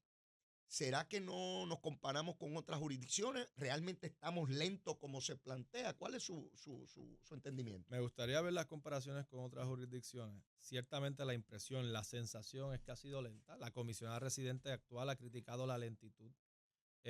Yo creo que en reconstrucción, ya hemos hablado de muchas de las cosas que se pueden hacer, de la fiscalización a nivel federal, de los incentivos para la vivienda, pero hay algo que no hemos discutido y que yo discutí en un foro de la Asociación General de Contratistas, que es la inmigración. Aquí hay una escasez de mano de obra que está afectando las obras de reconstrucción. En Estados Unidos existe una visa que se llama la visa H-2B, que se les dan a inmigrantes para ciertas industrias a base de necesidad. Yo creo que Puerto Rico debería recibir una exención similar a la que gozan las Islas Marianas o Guam para que pueda atraer más trabajadores inmigrantes para la reconstrucción. ¿Y en qué varía? ¿Por qué es más laxo? En el caso de Guam, por ejemplo, uno de los obstáculos para esa visa es que es bien costoso pedirla y es un trámite bien complicado. A Guam le dieron autonomía a su departamento del trabajo para procesar gran parte de esas solicitudes. Y en el caso de las Islas Marianas y Guam, pues también les dieron unas exenciones para cosas militares, para la construcción de cosas militares. Y aquí pues deberíamos buscar que se nos dé una exención para la reconstrucción de Puerto Rico. Y eso pues yo creo que también nosotros podríamos atraer, porque somos un país que habla español, muchos inmigrantes de la República Dominicana, Es que recuerdo de que países vecinos. no sé si hace 2 años o un poco más, el gobierno de Puerto Rico anunció la posibilidad de traer esa mano de obra de la República Dominicana y otros lugares aquí circundantes. Pero eso como que no tomó efecto. Ese programa de la visa H2B1 o 2B tiene unas cuotas. Entonces, esas cuotas se llenan rápidamente. Y es un problema que tiene la nación en general, ya no solamente Puerto Rico. Y pues por eso es que Hay estados confrontando esta situación. Correcto. Otras medidas para aumentar la fuerza laboral. Otra cosa que hay que hacer, que ya el gobierno ha estado haciendo y ya FEMA ha estado cooperando, pero habrá que seguir dándole seguimiento, es el ajuste por inflación al costo de las obras, ¿verdad? Porque FEMA te asignó fondos por una reconstrucción en el 2017, pero todos sabemos que de la pandemia para acá la inflación ha aumentado los costos de todo. De hecho, la información que dan oficiales del gobierno es que un proyecto en su confección, ¿verdad? En su diseño, cuando acaban el diseño, pues resulta que cuesta mucho más en cuestión de meses. Y por eso que ese ajuste de inflación es importante. En cuanto al tema de la mano de obra, y yo creo que esto está en agenda para la discusión, también está el asunto de la transición del PAN al SNAP. Sí, hablemos de eso. Ok, en Puerto Rico, desde 1981 u 82, cuando Carlos Romero Barceló era gobernador y Baltasar Corrada era comisionado residente y Ronald Reagan era presidente, Reagan quiso imponer unos recortes presupuestarios bien severos. Puerto Rico aplicaba el programa de cupones como en todos los estados, pero cambiaron el programa, como aquí se beneficiaba mucho más gente proporcionalmente que en los estados, y pues veían eso como dependencia y mantengo para reducir y cambiar el programa, y crearon el programa del PAN, que en vez de darte, ¿verdad? Voy a usar números fáciles de recordar para simplificar el argumento. En vez de darte $1,000 a todos los recipientes que necesitaran el SNAP, le daban a Puerto Rico $1 billón y tienes que repartir eso a todos los que cualifiquen para el PAN. Pues, y si de ese $1 billón un día, y me estoy inventando los números, tenía 100,000 puertorriqueños, pues se repartía entre 100,000. Y si de momento tenía 150,000 porque fue un año malo para la economía, repartías la misma cantidad entre 100, y pues recibían menos. En vez de recibir una cantidad fija a base de su necesidad, como es en el programa del SNAP. Pues se han hecho estudios. En tiempos recientes se entiende que bajo el programa del SNAP, vamos a redondear, voy a usarte el ejemplo de una señora que conocí en Orocovis. Esa señora, yo la veo, tenía una cara, un rostro bien triste. Y estaba en el balcón de su residencia viendo a sus 4 nietos jugar. Y me explicó que ella tuvo que adoptar los 4 nietos porque su hija acababa de ser sentenciada a la cárcel. Wow. Y yo le pregunté, ¿cómo están manejando? Y ella me dijo, con cupones, WIC, Medicaid. Y esa persona ahora mismo podría estar recibiendo como $600.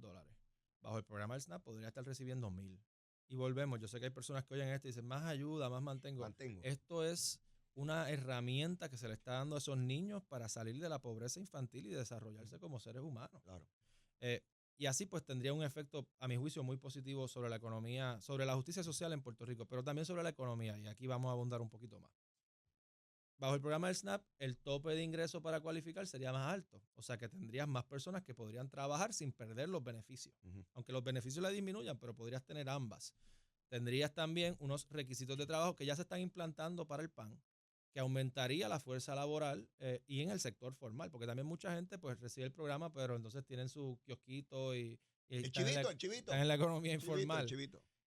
Eso sería positivo para aumentar la fuerza laboral. Y entonces, por último, para la economía, ¿verdad? Esto redunda en consumo de alimentos, que beneficia a la industria de supermercados, que incentiva a la industria de alimentos, a la agricultura, y habíamos hablado de esto anteriormente, de cómo podríamos conseguir esta transición, es dejándole ver a los congresistas el valor que tiene para sus jurisdicciones.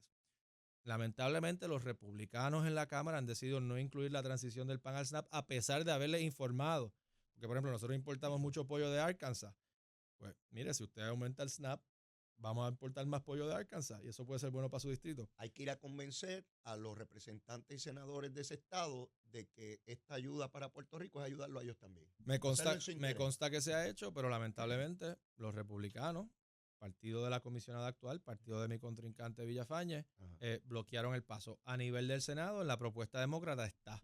Y yo creo que las esperanzas están en que se puedan aprobar los dos proyectos, quizás ahora al final de sesión, y que en el comité de conferencia, pues que los republicanos no se opongan a la inclusión de Puerto Rico y que los demócratas la defiendan. Le hago una pregunta que tiene que ver con el proceso político allá. Su expectativa en términos de los cuerpos legislativos, ¿quién usted cree que mantendrá la mayoría? Creo que los demócratas van a recuperar el control de la Cámara. No sé en qué número exacto están ahora, creo que sí. Creo que lo que tienen que flipear son 4 sillas, o 5, o 6, pero es una cantidad bien pequeña. Sé que el número cambió recientemente por una elección especial para sustituir a George Santos, el extravagante, mentiroso. Sí. Nunca debió haber llegado allí, pero llegó. Correcto. Y te iba a tirar una pullita, pero me la reservo. Pero de él para adelante, sí, bendito sea. Llegó con el endoso de tu amiga. ¿De quién? De Julifer. Miren, no hable de eso. No hable de eso. Pero retomando el tema, creo que los demócratas van a recuperar el control de la Cámara.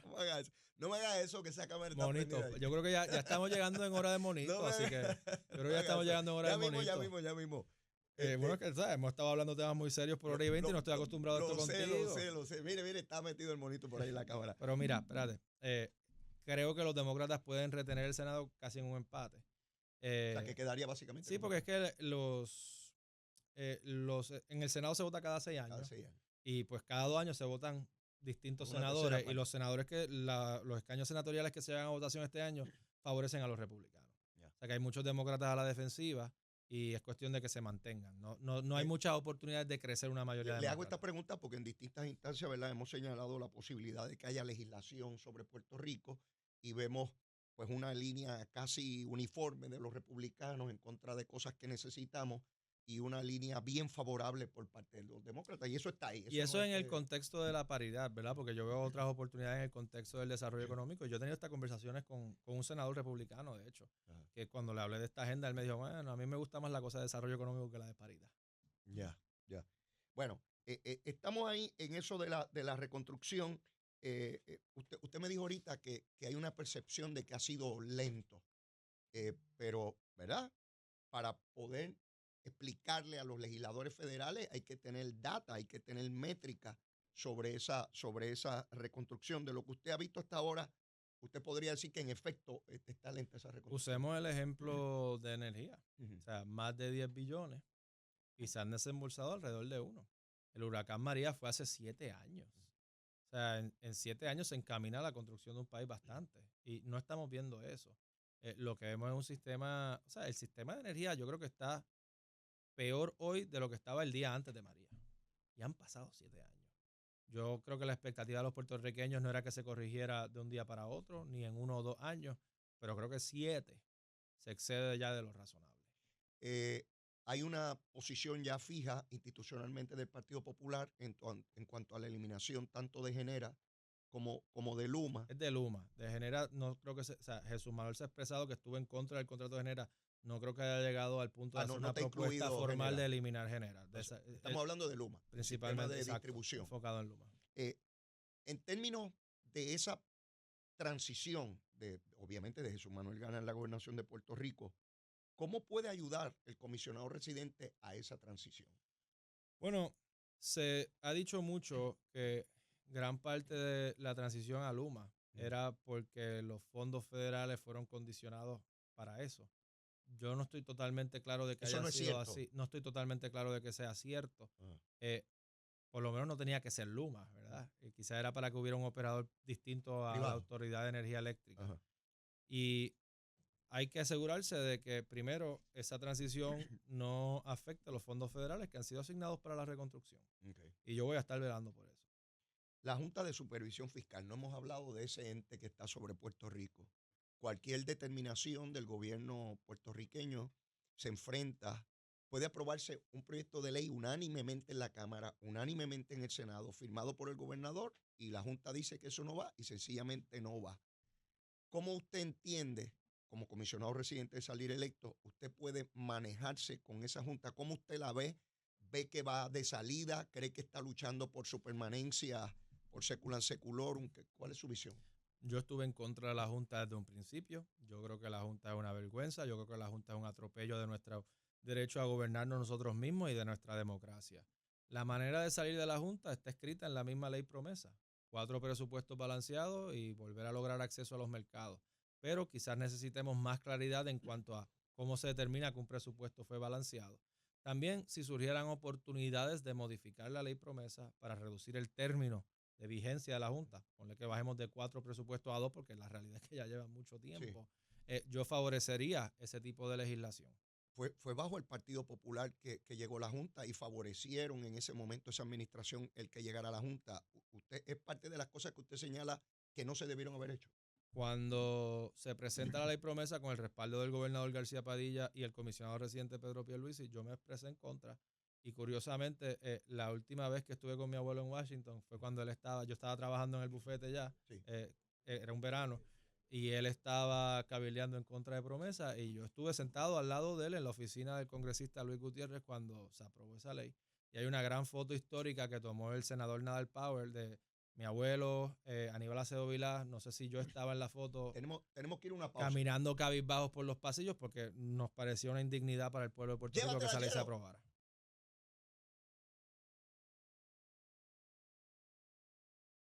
Continuamos aquí en Nación Z. Mi amigo soy Leo Díaz. Estamos a través de Z93, la emisora nacional de la salsa, la aplicación La Música, nuestra página de Facebook de Nación Z y por Telemundo en todos los hogares del archipiélago boricua, radio, televisión y todas nuestras plataformas digitales. Conversamos con el licenciado Pablo José Hernández Rivera, candidato del Partido Popular a la comisaría residente en Washington. Yo se lo dije que el tiempo se iba rápido, ya lo que nos queda es nada. Esta es la media hora del monito. Ya mismo está el monito por ahí, ya mismo está el monito. Licenciado, la Junta de Supervisión Fiscal, cuando usted llegue, si el pueblo votara por usted para comisionado residente, ¿es un ejercicio de inmediato procurar que salga o deben haber elementos que usted entiende que todavía están inconclusos y que la Junta debe finiquitar? A mí no me gusta hacer promesas que no puedo cumplir. Yo no creo que yo pueda llegar allí y pedir la salida inmediata de la Junta y lograr eso. Como te decía antes de la pausa, la ley provee para la salida de la Junta cuando haya 4 presupuestos balanceados, cuando se logre el acceso a los mercados nuevamente. hay propuestas para reducir ese término de 4 a 2 años, una propuesta del congresista Richie Torres. Yo apoyaría ese tipo de propuestas. Jennifer González creo que la apoyó también. Pero, de nuevo, creo que lo más viable es que a nivel local se cumplan con los requisitos de la ley para asegurar su salida. Dicho eso, yo voy a ser un aliado del pueblo de Puerto Rico en cualquier esfuerzo contra la Junta. Como te decía antes de ir a la pausa, estuve en contra de la Junta, creo que la Junta es una vergüenza, creo que la Junta es antidemocrática. Y en ese sentido yo voy a estar respaldando cualquier iniciativa que la fiscalice y que se asegure que se respete nuestro gobierno propio. Ahora te comparto una preocupación que tengo respecto a la Junta y el efecto que ha tenido Promesa. Cuando se aprueba Promesa se decía que en Puerto Rico finalmente los políticos iban a aprender a administrar, alguien los iba a poner en su sitio. Y yo creo que ha tenido el efecto contrario. ¿Cómo es eso? Yo creo que ha causado que los políticos, que la legislatura, que los gobernadores puedan culpar a la Junta y puedan aprobar cosas que saben que la Junta no va a aprobar para hacer que la Junta sea el malo. Yo no creo que eso es un sano ejercicio democrático. ¿Y sabe qué? Yo coincido con usted. Yo creo que hay que hacer que la Junta sea innecesaria y no podemos permitir que con nuestras acciones validemos la presencia de la Junta. Coincido con usted en eso porque he visto en la Asamblea Legislativa apoyar medidas que no se le asigna ni un centavo, ni se sabe de dónde va a salir el dinero y se le asigna y se coge a la gente de tonta, a los retirados o a las cooperativas. Hay un proyecto de las cooperativas que cuesta 300, 600 millones de pesos y no hay dinero para eso. Entonces le echa la culpa a la Junta. Estoy totalmente de acuerdo. Y cuando se acabe el periodo excepcional de Promesa, yo quisiera que a nivel local se implanten medidas como enmiendas a la Constitución para prevenir que Promesa, que nos volvamos a colocar en la posición que nos llevó a Promesa. Yo entiendo ese punto, licenciado, pero esa misma Constitución del Estado Libre Asociado de Puerto Rico establece que no puede haber una cantidad de deuda, establece que los bonos es lo primero que hay que pagar e incumplimos con todo eso. Bueno, había una deuda extraconstitucional que se creaba mayormente a través de las agencias públicas, pero deberíamos aprobar enmiendas a la Constitución para prevenir eso y para prevenir también que nos excedamos en las proyecciones de los recaudos.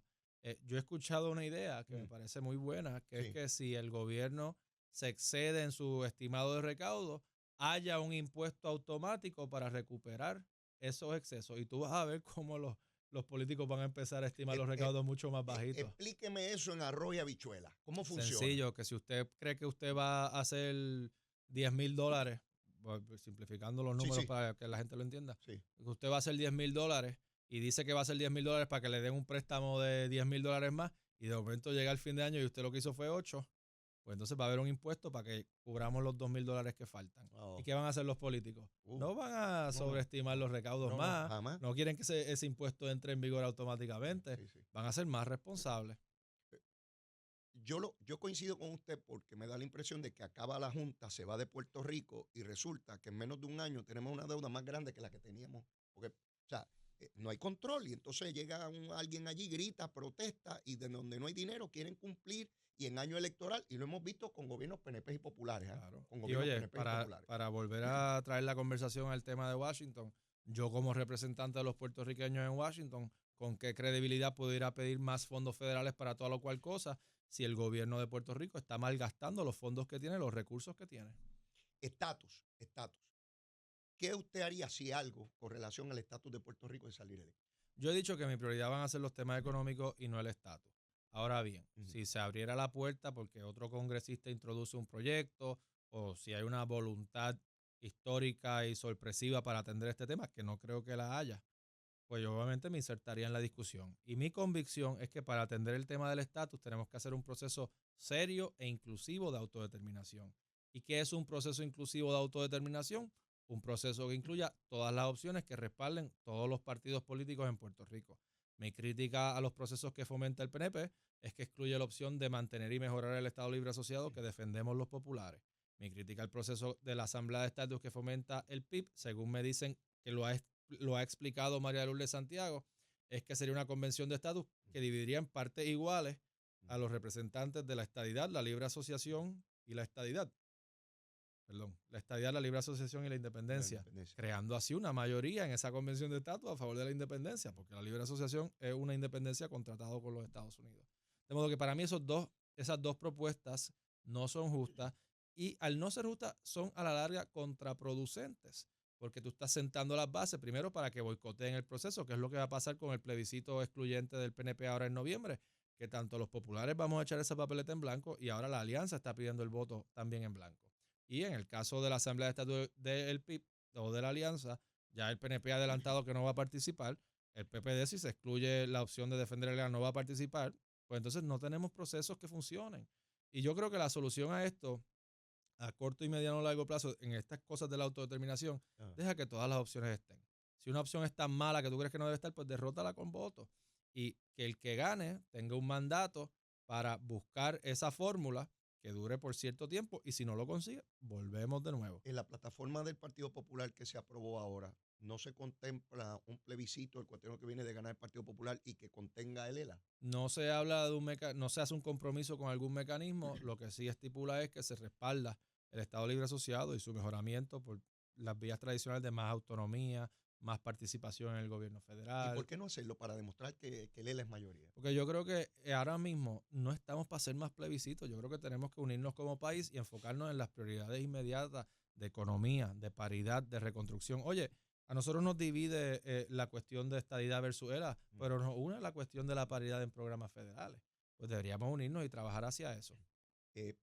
¿Usted atendería en el asunto del estatus en el Congreso si algún legislador federal que no representa a Puerto Rico porque no fue electo por Puerto Rico plantea algo sobre el estatus? Me insertaría en la discusión, no fomentaría, ¿verdad? No estaría yo impulsando ese proyecto porque diría lo mismo que te he dicho aquí, que le he dicho a los puertorriqueños en todo momento, que la prioridad para Puerto Rico no debe ser el estatus, deben ser los temas económicos. Estamos con Pablo José Hernández Rivera, candidato a comisionado del Partido Popular Democrático. Nos queda todavía, no se vaya, que esto se pone bueno con todos los candidatos a comisionados esta semana. Llévatela, Chero. Continuamos aquí en Nación Z. Mis amigos, soy Leo Díaz. Estamos a través de Z93, la emisora nacional de la salsa, la aplicación La Música, en nuestra página de Facebook de Nación Z y por Telemundo. Estamos en todos los hogares del archipiélago boricua, radio, televisión y todas nuestras plataformas digitales, conversando con el licenciado Pablo José Hernández Rivera, candidato del Partido Popular a la comisaría residente en Washington. Licenciado, desarrollo económico. Quedan 50 días nada más para esta elección. Desarrollo económico. ¿Cómo uno desde la oficina del comisionado residente, con las facultades que uno tenga allí, con las posibilidades de mover cosas, ayuda al desarrollo económico de Puerto Rico? Pues déjame empezar enfatizando lo que ha sido el punto principal de mi campaña, que es que debemos enviar un comisionado residente que se enfoque más en identificar oportunidades de desarrollo económico que en estar hablando de estatus y plebiscitos. Yo te mencioné al principio del programa que Puerto Rico, al ser un Estado Libre Asociado, no tiene que pagar contribuciones federales sobre ingresos en la mayoría de los casos. Y que eso siempre ha sido un incentivo, un atractivo para que compañías que están en los Estados Unidos o en otras partes del mundo se establezcan en Puerto Rico porque tienen los beneficios de estar en jurisdicción americana y no pagar contribuciones federales. Sí. Nosotros vamos a suponer que ese es el bizcocho. Nosotros tenemos que buscarle un frosting a ese bizcocho. Ese bizcocho tuvo un gran frosting, se llamaba la 936. Trajo a Puerto Rico un sinnúmero de fábricas, de farmacéuticas, de industrias que crearon hasta 300,000 empleos. Ese incentivo fue eliminado con el aval del comisionado residente de entonces y el gobernador de entonces de los años 90. Terminó luego de un periodo de transición en el 2006 y comenzó una recesión económica y una crisis de deuda que condujo a la ley promesa, a la Junta de Supervisión Fiscal y a muchos de los problemas que tenemos hoy.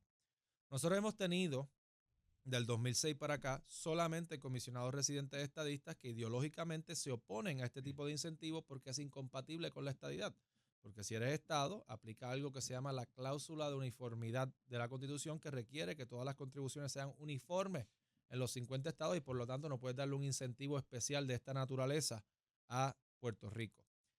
Pues en esos 20 años nosotros hemos tenido la oportunidad, ya sea a través de una medida como la 245A en el 2015-2016, que era parecida a la 936, pero por tener un comisionado residente que no la apoyaba, no se le dio seguimiento.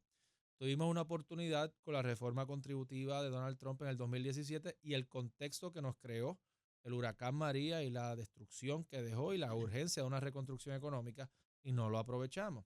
Tuvimos una oportunidad en el 2020 con la pandemia, con la discusión que había de volver a traer farmacéutica a territorio estadounidense y no lo aprovechamos.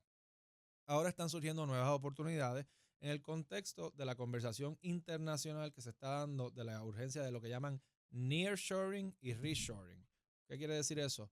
Traer de vuelta a las costas o cerca de las costas de los Estados Unidos la producción, la manufactura de productos esenciales para la seguridad nacional y la cadena de suministro.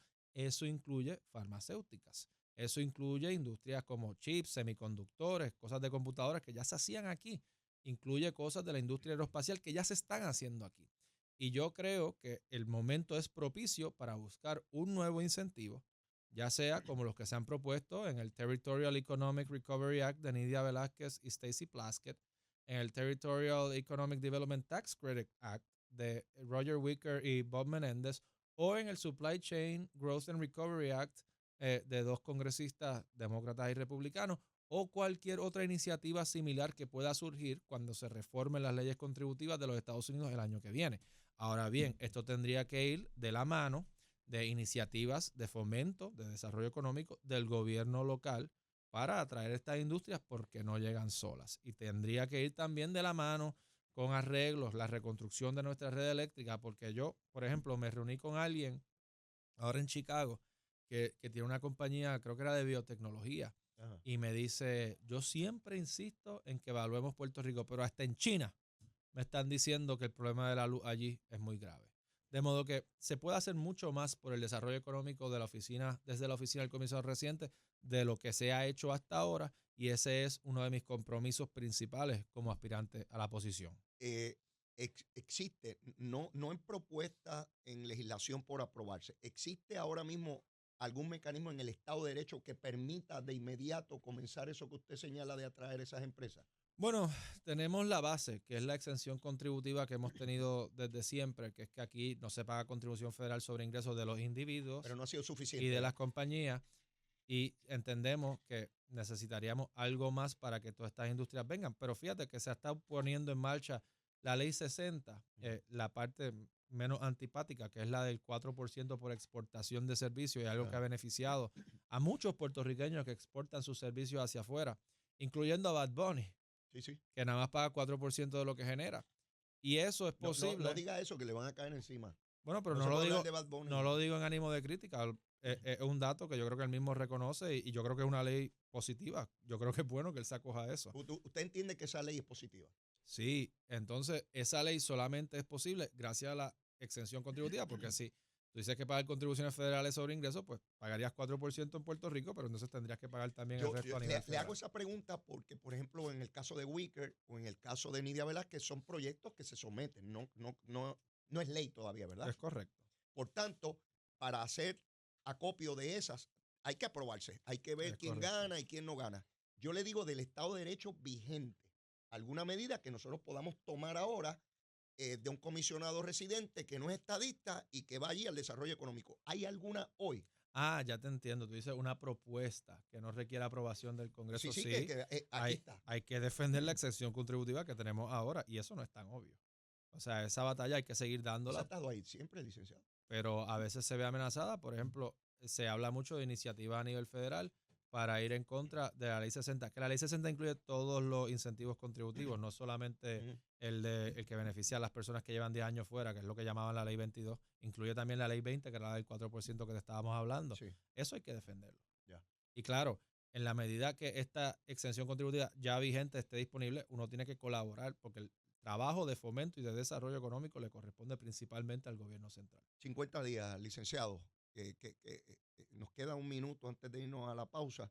¿Qué resta por hacer en estos 50 días? Seguir llevando el mensaje de que esta es una campaña que busca enfocarse más en temas económicos que perder el tiempo en estatus y plebiscitos. De que yo soy el único candidato con experiencia en Puerto Rico y en Washington, habiendo vivido y trabajado allí en el sector privado, pero en asuntos de gobierno, en asuntos congresionales, en asuntos de política pública, y marcar los contrastes de manera respetuosa siempre, pero que la gente entienda, que la gente decida, que la gente conteste preguntas como la siguiente. ¿Prefieren un comisionado residente que haya vivido y trabajado en Washington, o prefieren un comisionado residente que haya sido secretario de la gobernación de Ricky y senador de la delegación de Rivera Chats? ¿Prefieren un comisionado residente que se vaya a enfocar en temas económicos, o prefieren un comisionado residente que se va a enfocar en temas de estatus y plebiscito? Esas son las preguntas que tú te tienes que contestar a la hora de emitir tu voto. Cuando regresemos de la pausa, la recomendación de almuerzo del licenciado y el monito, que quiere decir una palabra, seguro que sí, tan esperado. Llévatela, Chero.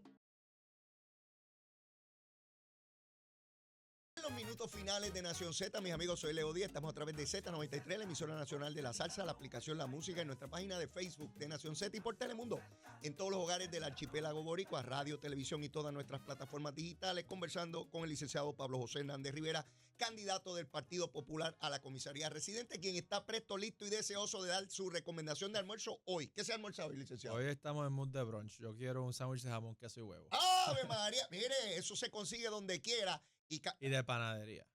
Tremendo. Y a mí me gusta. Y aplastadito en. Exacto, ¿Pan aplastadito. sobao también? Sí, ¡Ave sí. María! Olvídese. Queso de papa. ¿Y con quién? ¿Para queso de papa? Maravilloso. ¿Y eso con un café, un refresco? ¿Con qué usted baja eso? Depende. Yo soy de los que come con agua, en ese sentido. Pero, bueno, pues con una agüita. Pero si me lo tomo con café, sería con café negro. Mira, negro. el que usted estaba preguntando por él. Lo felicita. Gracias. En la campaña. Que lo quiere volver a ver antes de las elecciones aquí. Monito, aplaude si crees que lucí bien. Aplaude, chico. Gracias. Mira ahí, Muy que honrado. lució bien. Dice que sí, que lució bien, licenciado.